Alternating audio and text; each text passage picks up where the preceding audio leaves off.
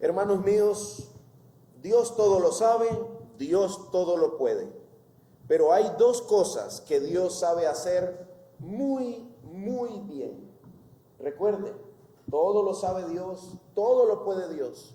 Pero Él puede hacer dos cosas de manera especial con respecto al futuro de los hombres. El apóstol Pedro declara que Dios sabe rescatar de tentación a los piadosos y que Dios sabe reservar para el castigo del día del juicio a los injustos. En la sección bíblica que veremos hoy, consideraremos esa verdad de que Dios sabe rescatar y Dios sabe reservar. Vamos a considerar esa verdad en base a tres ejemplos. El primero de ellos, los ángeles caídos. El segundo de ellos, el mundo antiguo. El tercero de ellos, la destrucción de Sodoma y Gomorra. Cada uno de esos ejemplos funcionan como ideas que el apóstol Pedro tiene en la mente mientras nos va dando a nosotros este texto. Y nosotros vamos a examinar el texto usando esas tres ideas o premisas, le llaman algunos también. El apóstol Pedro tiene tres ideas en la cabeza, 1, 2, 3, y luego su gran declaración. Vamos a examinar el texto de la Biblia usando esa guía. La primera de ellos, Dios no perdonó a los ángeles cuando pecaron. El versículo 4 dice, porque Dios no perdonó a los ángeles cuando pecaron, sino que los arrojó al infierno y los entregó a fosos de tinieblas reservados para el juicio. La primera gran declaración de Pedro es una evidencia de la capacidad de Dios para hacer algo, reservar a los injustos para el día del juicio. Pedro inicia dando este gran ejemplo. Es una declaración contundente. Dios no perdonó a los ángeles cuando pecaron. Queda en evidencia por las palabras de Pedro que Dios sabe hacer eso muy bien. Él no perdonó a los ángeles que pecaron, sino que los arrojó al infierno y los entregó a fosos de tinieblas. Los ángeles que pecaron es una referencia a un momento en el tiempo en que ángeles creados por Dios se rebelaron contra Dios mismo. Entre ellos, sin lugar a dudas, nosotros podemos citar a Satanás. Y según algunos teólogos entienden, ángeles se rebelaron contra Dios guiados por Satanás mismo, quien era un hermoso ángel, un ángel importante, primordial dentro de la creación de Dios. Con respecto a estos ángeles, la Biblia dice en Mateo 25:41, entonces dirá también a los de su izquierda, apártense de mí, malditos, ahora escuchen, al fuego eterno que ha sido preparado para el diablo y sus ángeles que pecaron. El apóstol Pedro dice, esos ángeles no fueron perdonados.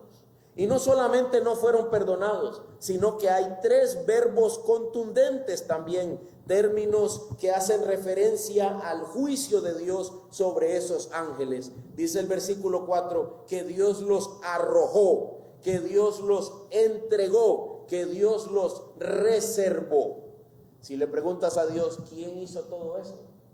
Él diría, yo lo hice. Yo sé hacer eso, dice Dios, de una manera especial. No hay términos medios, hermanos, con respecto al juicio de Dios para estos ángeles. No hay términos medios. Los verbos son definitivos. Dios arrojó, Dios entregó, Dios reservó. Tampoco hay términos medios para los falsos maestros que practican el engaño en medio de la iglesia. De eso estaba hablando el apóstol Pedro en los versículos primeros del capítulo 2. Estaba hablando de los falsos maestros y dijo que el castigo de los falsos maestros no se tarda. Es por eso que el apóstol Pedro inicia con esta palabra, porque le preguntamos a Pedro, ¿por qué no se tarda el castigo de los falsos? ¿Por qué no se tarda? ¿Por qué viene pronto, Pedro? ¿Por qué? Porque Dios sabe hacer algo muy bien, dice. así como lo hizo con los ángeles. Dios no perdonó. Sabemos por las Escrituras que las acciones que Dios llevó a cabo sobre estos ángeles significan que los ha reservado a juicio eterno. Son acciones que para Dios significan simplemente no hacer nada. ¿Qué hace Dios para arrojar al infierno? ¿Qué hace Dios para entregar? ¿Qué hace Dios para reservar para juicio? ¿Qué hace Dios? Nada. Dios no tiene que hacer absolutamente nada. No son acciones en las que Dios deba hacer algo. Son acciones en las que Dios no hace nada. Ahora bien, esto debe ser considerado con reverente temor, porque nosotros los hombres, a diferencia de los ángeles no nacieron bajo pecado. Los ángeles nacieron siendo buenos, fueron creados bajo la condición de buenos. Es más, podríamos decir que fueron creados bajo la condición de santos. Estaban apartados especialmente para un servicio divino. En cambio nosotros nacemos bajo pecado. Nosotros nacemos bajo una condición caída. Y si Dios no hizo nada para detener el juicio sobre ángeles que fueron creados en principio sin pecado, debería darnos temor que Dios no haga nada para detenernos a nosotros de lo que es nuestro camino certero, la condenación y la ira de Dios. ¿Entiendes el punto, mi hermano? El apóstol Pedro inicia diciendo, mira, Dios sabe hacer dos cosas muy bien. Una de esas cosas que sabe hacer es preservar o reservar esas almas para juicio. Eso lo sabe hacer muy bien. Te doy el primer ejemplo, dice, los ángeles que pecaron. Dios no los perdonó, Dios los arrojó, Dios los tiene reservados para juicio. Y si lo hizo con ellos, que no eran nacidos en pecado, ¿qué no hará con nosotros, que hemos nacido en pecado? El salmista dice en el Salmo 51:5, he aquí yo nací en iniquidad y en pecado me concibió mi madre. No tiene nada que ver con que si la relación a través de la cual nació el salmista era una relación pecaminosa, si su madre se juntó con un hombre pecaminosamente o no. No es de eso que está hablando el texto en el sentido original. Está hablando de lo que el hombre es, de cómo nace el hombre. El hombre nace en pecado. El hombre nace en rebelión contra Dios. Y Job 5:7 dice algo más sobre los hombres. Oiga bien, pues el hombre nace para la aflicción. El hombre nace para la aflicción. No solamente la aflicción en esta tierra, sino también la ira venidera. Una vez que Adán y Eva pecaron, todos nosotros nacemos para condenación. Una evidencia de eso, la aflicción que sufrimos día tras día en este mundo, es la evidencia de que somos pecadores. Es la evidencia de que indefectiblemente nosotros estamos caídos. Y si Dios reservó para juicio a ángeles que no nacieron así, ¿no podrá acaso hacer eso con nosotros? El apóstol Pedro quiere de manera definitiva llamar nuestra atención. La manera en que Pedro está hablando en estos versículos es una manera definitiva, total. Leo para ustedes, escuchen de nuevo, porque Dios no perdonó, tampoco perdonó, también condenó. Esa es la forma en que el apóstol Pedro está hablando. Una manera de total convicción de un día en que la ira de Dios será manifiesta y que mientras ese día llega, Dios está reservando para el juicio final a las almas impías. Así como no perdonó a los ángeles, usted podría leer, tampoco nos perdonará a nosotros si no quiere y si no le place. Si los ángeles no estaban caídos, se rebelaron contra él y no los perdonó, ¿qué hará de nosotros que nacemos bajo condición caída? Que somos terriblemente rebeldes a él. Hermano mío, debemos pensar en esto. Si bien es cierto, Pedro está respondiendo con ejemplos a la realidad de que el juicio de los impíos no se tarda, también está amonestando nuestras almas a la realidad de que Dios sabe reservar para el día del juicio eterno a las almas que pecaron. Romanos 9:22 dice, ¿y qué? Escuchen esa frase.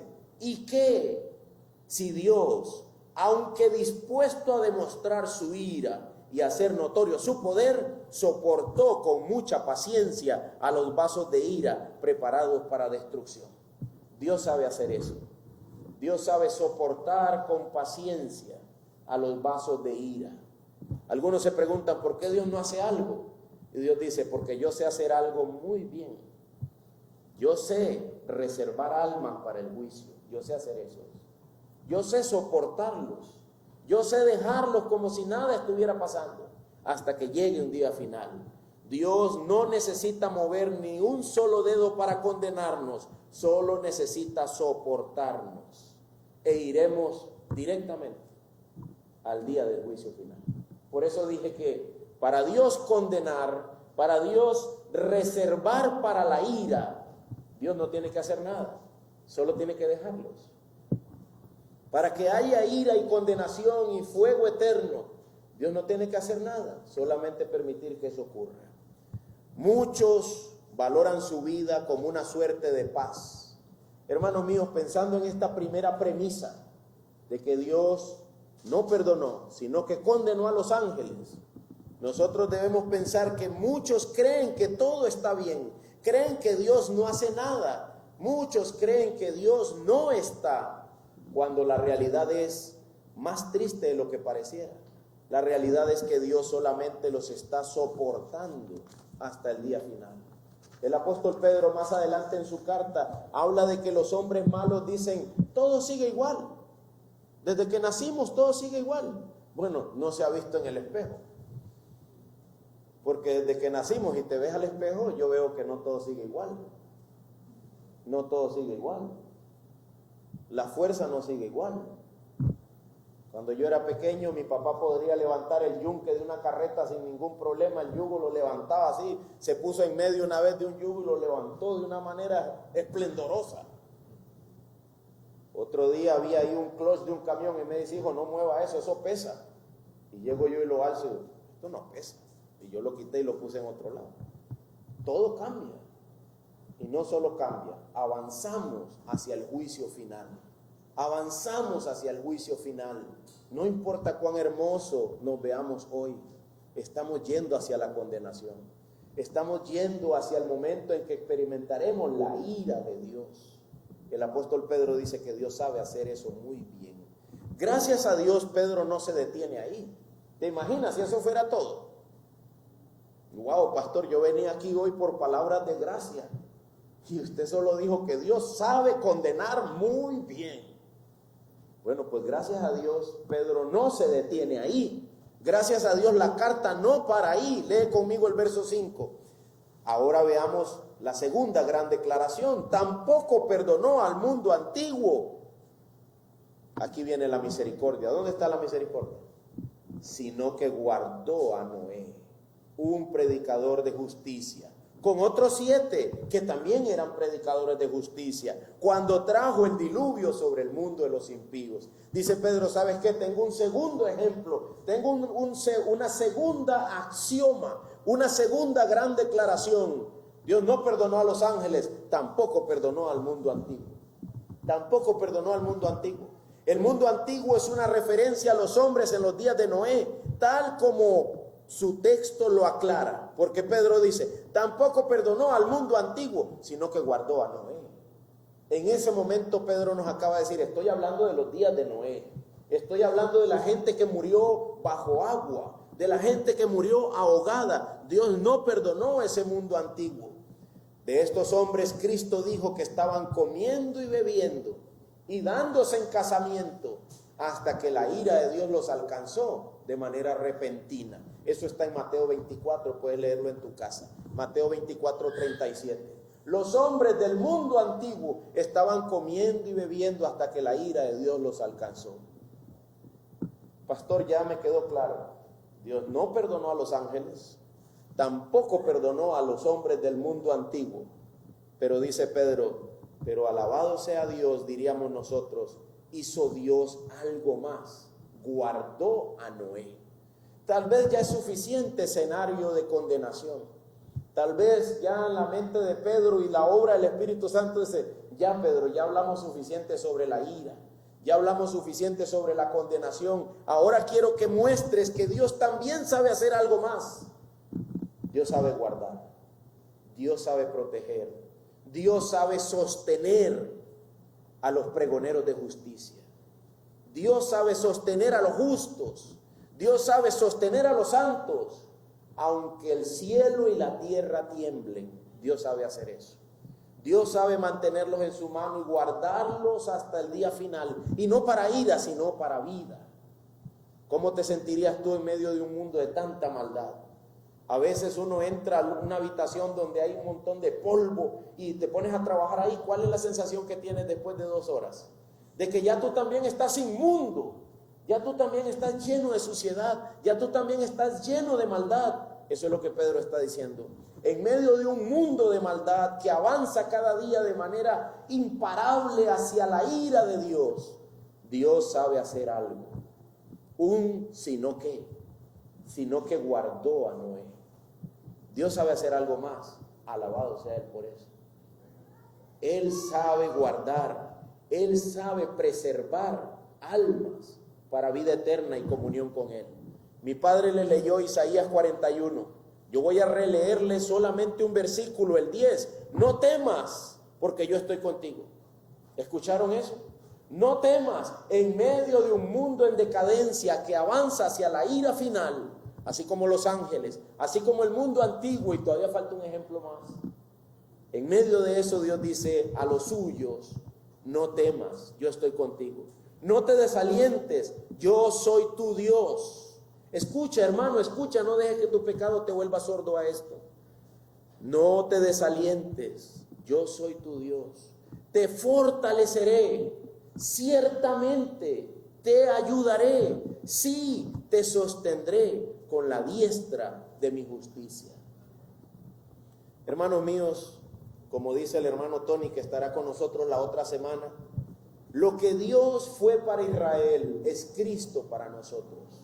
Si Dios le dijo a Israel, yo te fortaleceré, yo te sostendré, yo estaré contigo, ¿qué dijo Cristo a sus discípulos? Yo voy a estar con ustedes todos los días hasta el fin del mundo, hasta que todo esto se acabe. Hermanos, yo sé que algunos de nosotros estamos sufriendo de manera sin igual.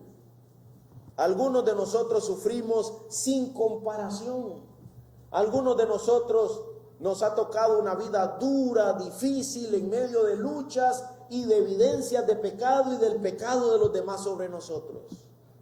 Pero si eres de los del Señor, Él te dice a ti como se lo dijo a Noé, Él te dice a ti como se lo dijo a la nación de Israel, Él te dice a ti como le dijo a Cristo en la cruz, no temas, yo estoy contigo, yo te sostendré.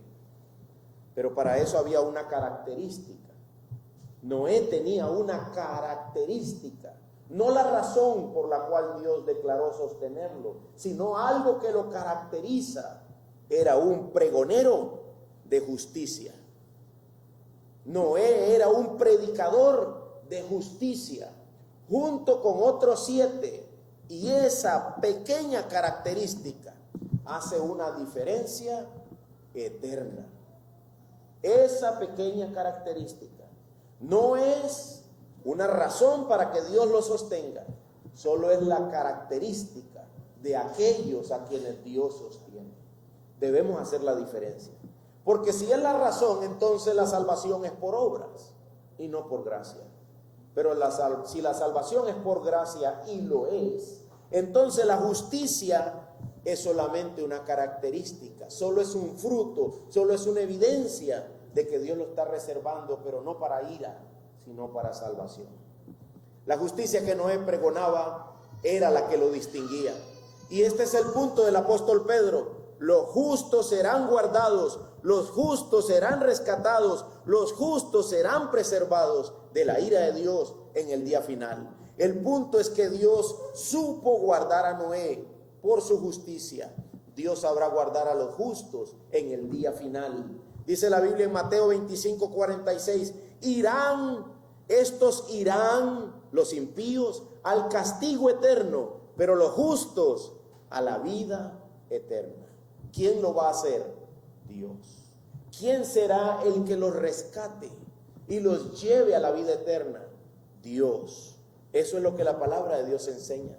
Recuerda, hermano, el patrón de comportamiento divino. Recuérdalo. Los impíos a condenación, los justos a salvación o preservación de sus almas en la presencia misma del Creador. La tercera gran premisa o el tercer ejemplo de que Dios sabe hacer muy bien estas dos cosas viene a partir del verso 6. Tercera premisa: Dios condenó a la destrucción versus Dios rescató al justo Lot.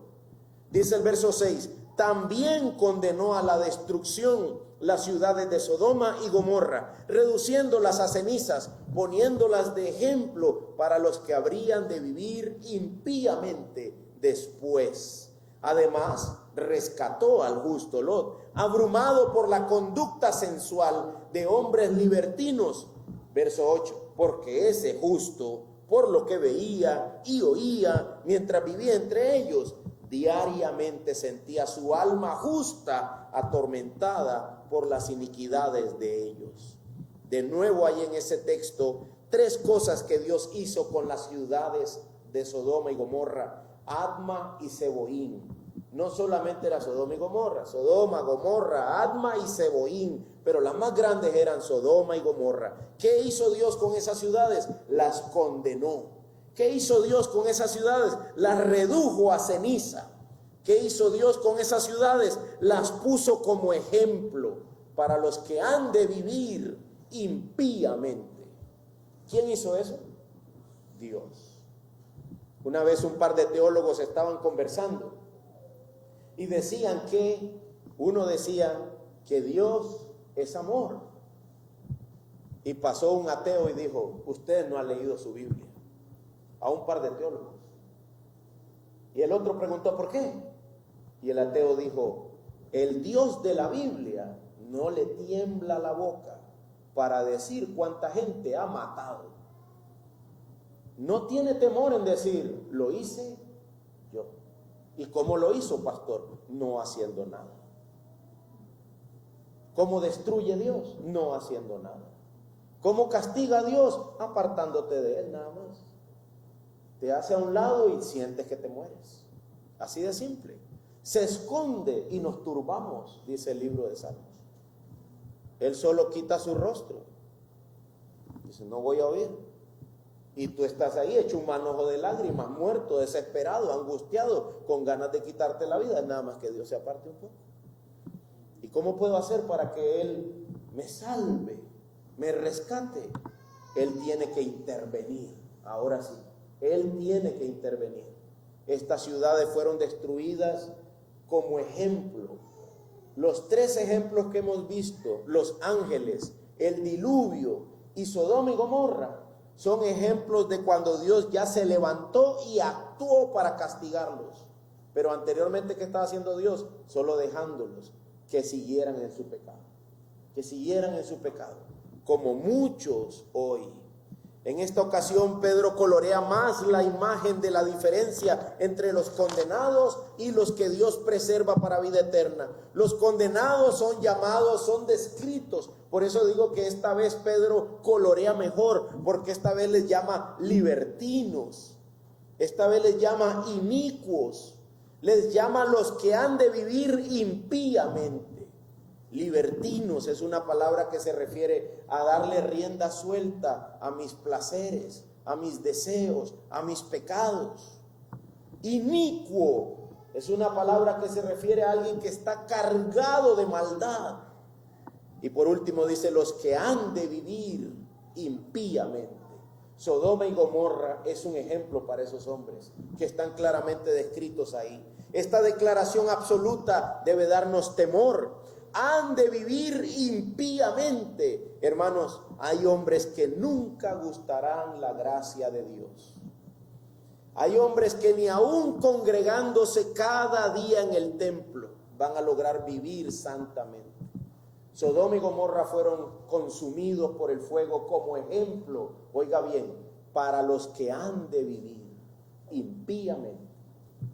Hay gente que ha de vivir impíamente. sin importar cuántos sermones escuche. Su práctica de pecado seguirá y seguirá y seguirá y nunca se detendrá. En sus pecados morirán, sin importar cuántas veces se haya bautizado, sin importar cuántas veces haya caminado al frente pidiendo perdón, no importa.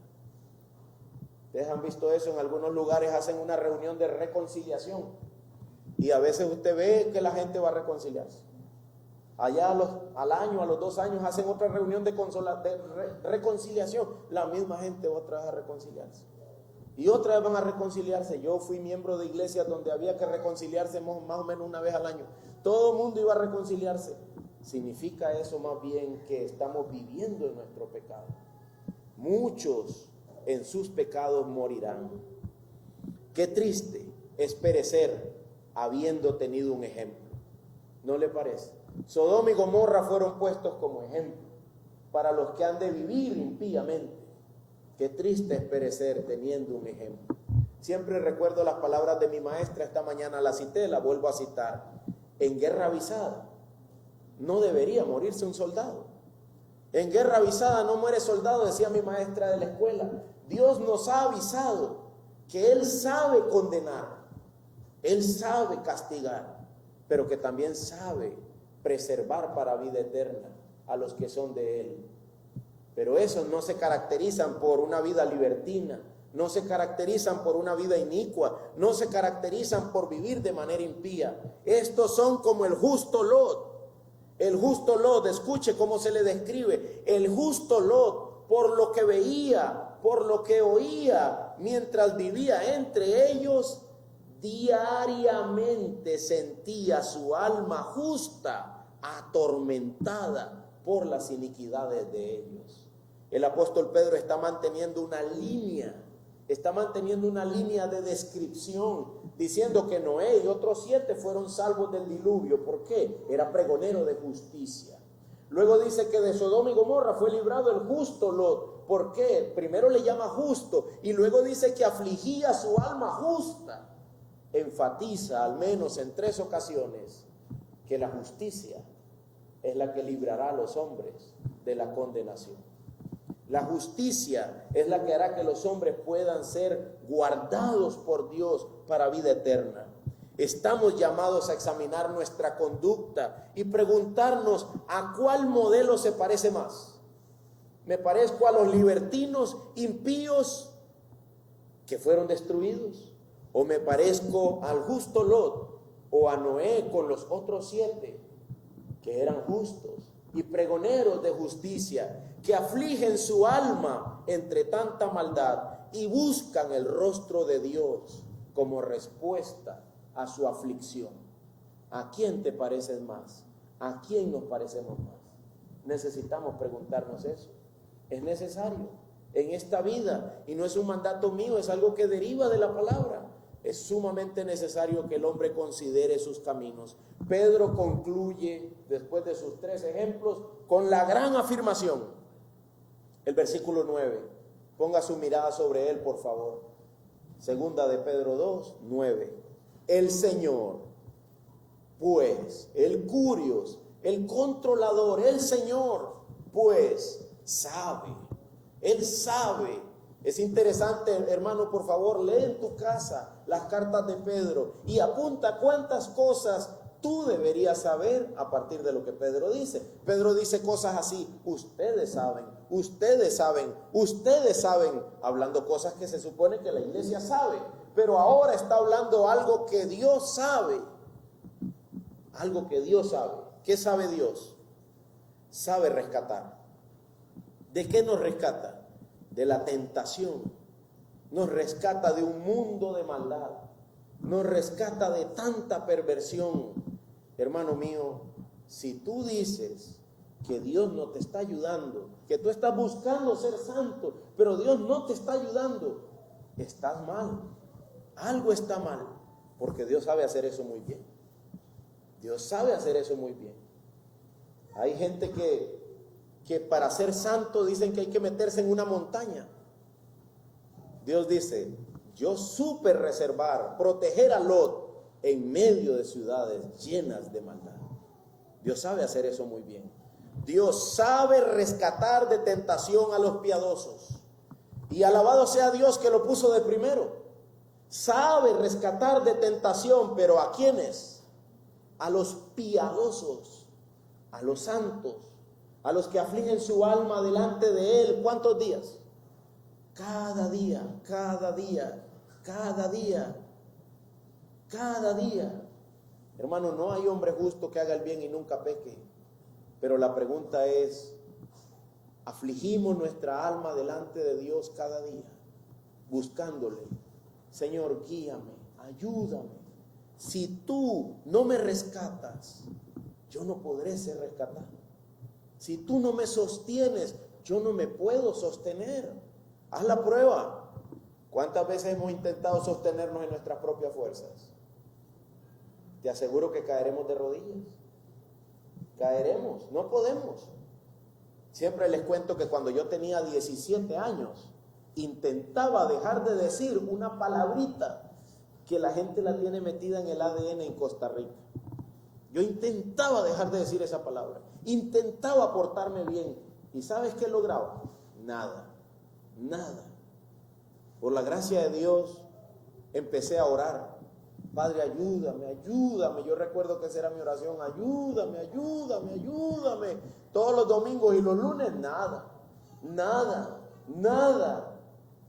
Y de pronto un día, como a los 19 años, ¿qué crees? Dios respondió la súplica. No fue de la noche a la mañana, pero fue dependiendo de Él. El que sabe hacer eso es Él. Él es el que sabe limpiar. Él es el que sabe lavar. Él es el que sabe protegernos, guardarnos hasta el día final. Pero dice Pedro que Él sabe hacer algo más. Sabe reservar a los injustos bajo castigo para el día del juicio. Ahora Pedro ya no está hablando solamente de los falsos maestros. Está hablando de los piadosos y de los injustos. Ha dividido la población humana en dos. Los que son de Dios son característicamente piadosos, santos, acordes al carácter de Dios, y los injustos, los que hacen maldad y han de vivir impíamente. Pedro ha dividido la humanidad como realmente está dividida. Hermanos, nosotros solo estamos divididos en dos grupos: los piadosos, que heredarán vida eterna, y los injustos, que serán condenados. De nuevo les cito Mateo: irán estos pues a la vida eterna y los otros al castigo eterno. Solo hay dos grupos en la humanidad, todo lo demás es arena. Si alguien piensa, no, este no es el grupo mío, estos no tienen plata como yo, bueno, está bien. Y de repente el pobre dice, no, este no es mi grupo, a mí me gustan los pobres como yo. Bueno, está bien, ninguno de esos dos grupos define la eternidad: piedad o injusticia, los frutos de Dios o los frutos de la carne. Esas son las características. Manifiestos son los frutos del Espíritu. Escucha: amor. ¿Escuchamos eso? Solo la primera: amor. Manifiestos son los frutos del Espíritu. Gálatas 5, amor. ¿Y los de la carne? Pleitos, iras, contiendas, adulterios, fornicaciones, lascivias, malos pensamientos, deseos pecaminosos. La lista de la carne es infinita, la del espíritu son unos cuantos, pero son completamente transformacionales. Amor, gozo, paz, paciencia. ¿Qué vamos a necesitar ahorita después del culto? Con el hambre que nos da a todos, y todos estamos largos, y los que están cerca igual, Soledad no cocina nada. Yo llego siempre a las 12 y Soledad durmiendo, como siempre. ¿Qué vamos a necesitar? Paciencia, ¿verdad? Todo fruto del Espíritu Santo. Iras, pleitos y contiendas no pertenecen a la obra del Espíritu Santo. Hermanos míos, en conclusión, la justicia por medio de la cual somos preservados del día final no viene de nosotros. ¿Viene de quién? Viene de Dios. ¿Puedes citarme Efesios 2, 8 y 9? No me lo cites, solo te pregunto, ¿puedes citármelo? porque por gracia son salvos, por medio de la fe. Y esto no es de ustedes, sino que es un don de Dios, no por obras, para que nadie se gloríe. ¿Cómo somos rescatados? Por gracia, por medio de la fe. Y este paquete no nos pertenece, es un regalo de Dios, no por obras, para que nadie, absolutamente nadie, se gloríe. La Biblia dice en Romanos 3, 22 al 27, voy a leérselo, búsquelo conmigo por favor, lo que se considera la acrópolis de las Escrituras, el punto más alto de la Biblia, Romanos 3, 22 al 27, la justicia que es aquella por medio de la cual Dios me preserva. Dice Romanos 3, 22, ¿lo tienen? Esta justicia de Dios por medio de la fe en Jesucristo es para todos los que creen. ¿Por qué? Porque no hay distinción. La necesitan por fe, la necesitan por creer, porque no hay distinción, porque todos pecaron y no alcanzan la gloria de Dios. Esta justicia, esta condición, esta característica bajo la cual Dios te preservará para vida eterna, es por fe, es creyendo, no es de ninguna otra manera, porque todos nosotros somos pecadores. Verso 24, todos son justificados, ¿a precio de qué? Gratuitamente, por su gracia, por medio de la redención que es en Cristo Jesús, a quien Dios exhibió públicamente como propiciación por su sangre a través de la fe, como demostración de su justicia, porque vean lo que Dios estaba haciendo. En su tolerancia, Dios pasó por alto los pecados cometidos anteriormente para demostrar en este tiempo su justicia. ¿A quién le pertenecía la justicia con la que Noé pregonó? Le pertenecía a Dios. ¿A quién le pertenecía la justicia por la cual Lot afligía su alma? A Dios. ¿A quién le pertenece la condición de justo de alguno de los de nosotros que han de ser salvos? A Dios. Aquí dice que esa justicia es de Dios como demostración de su justicia, porque en su tolerancia Dios pasó por alto los pecados cometidos anteriormente para demostrar en este tiempo su justicia, a fin de que ¿quién es el justo? Él sea el justo y Él sea el que justifica al que tiene fe en Jesús. ¿Dónde está pues la jactancia? Queda excluida. ¿Por cuál ley? ¿La de las obras? No, sino por la ley de la fe. Hermanos, lo que este texto dice necesita meditarse en oración, necesita pensarse bien. Lo que está diciendo es: nadie será preservado por Dios a base de sus propias obras o sus propias ideas de dignidad. Nadie. En un sermón como el de hoy, algunos escuchamos que los impíos perecerán y decimos: amén, así sea. Malos que son, pecadores que son. Entonces tú o yo, si decimos eso, somos los justos. Es que yo sí creo, pero no es por obras, es por gracia. Y esa gracia no es tuya, es de Dios. Entonces, si tú crees, es puro favor de Dios. La hipercrítica, esa característica que nos distingue a muchos de nosotros obsesivos, que nos gusta el control, hipercriticamos, usamos nuestra propia medida para medir a los demás. Dios dice: con la misma vara con que mides, yo te voy a medir para ver si es cierto. Hermanos, no hay justo ni aún uno. No hay quien busque a Dios. Todos nosotros pecamos. Ninguno alcanza a glorificar a Dios de la manera en que Dios debe ser glorificado. Ahora escúchame esto, hombre caído. Dios sabe justificar. Dios sabe dar gracia. Dios sabe extender perdón. Búscale a Él. Confiésate con Él, delante de Él. Él sabe justificar. Y una vez justificados, Él sabrá rescatar. No somos justificados delante de Dios por medio de nuestras buenas obras. Mucho menos lo seremos por medio de nuestros pecados. Si mis buenas obras no me justifican, ¿qué crees de mis pecados? Dime. Si mis buenas obras no hacen que Él me reserve y proteja, menos lo hará mi pecado.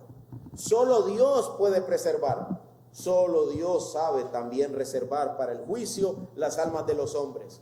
Lo que sí podemos hacer y debemos hacer es venir a Él y ponernos a cuentas. Sí podemos por medio de Cristo lavar nuestros pecados y suplicar su gracia.